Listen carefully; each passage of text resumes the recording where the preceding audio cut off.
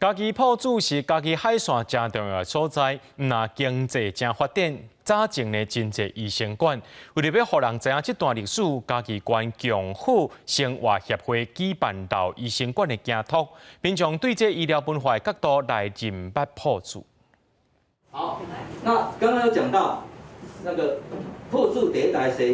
医，医疗文化馆的馆长有紹介埔子医疗發展的過去。這間有93年歷史的醫療文化館，進前嘛是一間病院，內底佫有真濟較早留落來的物件。家己縣強好生活協會用這個所在做起點，帶民眾用行冊的方式來去認捌埔子較早的醫療歷史。希望透過醫療歷史文化的為主題的小旅行走讀活動，讓參觀者能夠細緻地了解埔子在地的歷史、醫療文化背景。經過老師的介紹以後，阮會當較清楚講，原來埔子唔講加有即個配天宮，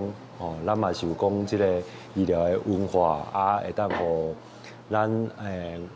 外口外地人會當來了解。協會理事長講，較早的埔子是家己縣海區上發展的所在，迄當陣上濟有41間病院診所，這個病院建築就是埔子都市發展一個真重要的記號。埔子呢，較早呢，就是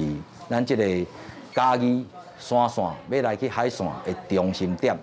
就是政商中心就對啦。埔子呢，較早足歡迎的，也有港口，也有火車頭，所以講埔子的病院現在遮濟，可能這嘛是原因之一的。阮來個遮頭拄行老街的導覽，會感覺講真誒，遮的診所個